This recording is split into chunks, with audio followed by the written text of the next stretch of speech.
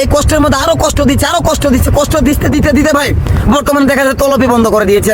আর কিভাবে কষ্ট দিবেন ভাই? প্রচন্ড পরিমাণ বৃষ্টি হচ্ছিল এবং বর্তমানে কিন্তু ধীরে ধীরে বৃষ্টি পড়ছে।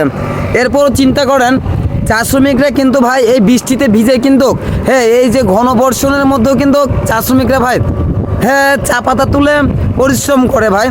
এত পরিশ্রমের পরও ভাই আসলে ভাই নিজের জীবনকে চা শ্রমিকরা উৎসর্গ করে দিয়ে এত পরিশ্রম করার পরও ভাই কি পাচ্ছে দেখান তো? কিছু পাচ্ছে? পাচ্ছে শুধু তিস্কার এবং তিস্কার। এই যে ঈদের সময় ভাই, ঈদের সময় ব্যাংক বন্ধের অজুহাতে ভাই যে একটা তালবাহানা করেছে ভাই, এটা কি চা শ্রমিক চোখের মধ্যে অশ্রু ছাড়া আর কিছু পাবে ভাই? ভালো কিছু আছে? এই বৃষ্টির মাঝে দেখেন আমি ছাতা নিয়ে দাঁড়িয়ে আছি, আমার মা বোনদের সেকশনের মধ্যে আছে, তারা কি পারছে ভাই এবার ছাতা নিয়ে দাঁড়িয়ে কিন্তু তামাশা করতে, মস্করা দেখতে বসে পারছে না? কোথায় আছেন? এই যে আজকে তারা পাতা তুলছে ভাই, আমার মা এবং আপনার বোন, আপনার বাসার কেউ না কেউ ভাই আছেন চা শ্রমিক যারা আছেন ভাই।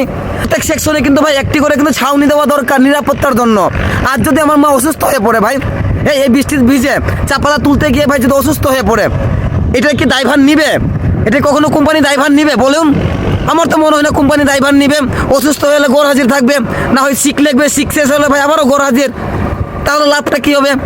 লসটা তো আমাদের। তাদের তো কিছু যায় আসে না। সো ভাই এই যে মৌসুমে, এই বর্ষা মৌসুমের সময় ভাই এই যে একটা কষ্ট ভাই, এই কষ্টের মধ্যে আরো কষ্ট দিচ্ছে কষ্ট দিতে দিতে ভাই বর্তমানে দেখা যায় তলবি বন্ধ করে দিয়েছে। আর কিভাবে কষ্ট দিবেন?